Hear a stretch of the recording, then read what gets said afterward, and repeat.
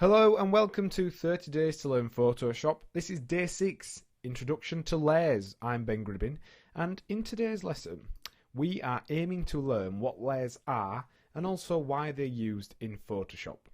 So let's switch to Photoshop. And you can see we've got a graphic open, and we're going to discuss layers today.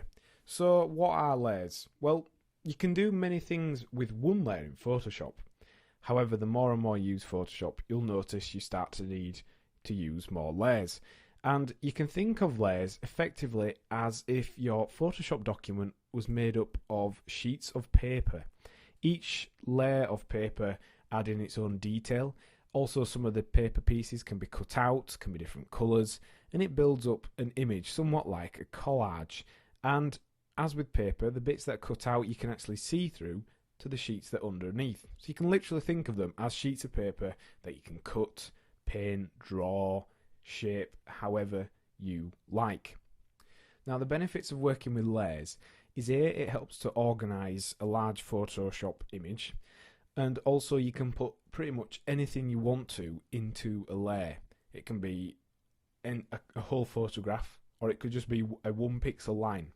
So layers are an absolute must in Photoshop, and you are going to use them a lot, extensively. But why do you need to use layers? Why do you need an image to be so structured and organised in such a manner? Well, it means that a complex graphic can still be altered, tweaked and refined without having to change the whole image. We're going to show you what we mean by this now, because if you think of this as a painting, this is being made entirely in Photoshop, but if this was painted onto a canvas, that would be fine, it'd look okay. However, we wouldn't be able to as easily edit certain elements of the house, whereas with our layered up image here, we can change pretty much anything we want to. So we're going to show you that now. Let's say we've done this painting, it's taken us hours and hours and hours, and whoever's purchasing our painting says, oh, I wanted the house that you can see down here over on the right. That would be a problem if you were a painter, but using Photoshop layers, you can simply drag it over here. And you can resize it, you can reposition it, you can make it blurry, you can make it stand out more. All kinds of crazy cool things you can do with layers. So they are used to literally organise and split up complex images, and also to create these really detailed images. Let's have a look at how this image is actually created then, because it is literally just Photoshop layers. It's very simple Photoshop work is something like this. If we take it back to the very first layer, if we just do a mass invisibility on all of them, you can see we've got a sky layer, and we've actually named this layer, which is good practice. We've then got a light, which is the clouds, and we have some shadows on the clouds, and we've also got some highlights. Now all of these are in their own layers. Layers can be used to change the colour, so we could actually change the clouds to more grey in them. We could completely change the colour of the clouds if we wanted. We can add gradients to them. We can do all kinds of things using layers, so that's why they're so important. Then we went and added a sun. We created a hill using the pen tool. We added a foreground. We added some hill shading. We added some cloud highlights, some hillside shadow. Then the house, which we've just moved. The highlights again on the top of the hill. Stars. We can add stars if we wish. And here's something that we can do with Photoshop that you can certainly not do with an image. You can do mass color correction.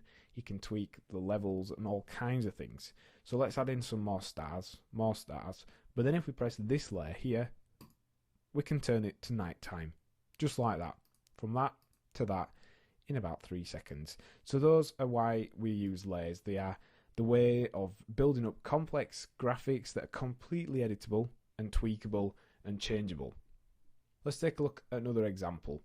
We bought this photograph from photojune.net, and it's a picture of a little toy car. And what we did was we used the lasso tool, as we've talked about in the toolbar walkthrough, to just very quickly draw around this image, and we included the reflection as well. Selected that image, and then we were able to do this. Copy it 4 times, resize it. We can change the colours, And then also, all of these cars are on their very own layer. So for example, this car at the bottom's actually got some layers applied over the wheels to make the wheels stand out more than this car has. We've also changed the colour, obviously. But we can literally drag these cars around, move them around. We didn't do a very good job of cutting out the car, but if we would spend more time, we could cut the car right down to its exact shape. We could actually overlay the cars. For example, if we were to do something like that, if this car didn't have this white border here, we could stack the cars up. We can do all kinds of things, duplication, editing images, all from just this very simple graphic. So let's go back to our landscape picture. This is how a layers panel will look in the sidebar panel when you start to get more layers in. You get a scroll bar on the right, and you're able to flick through all these different layers.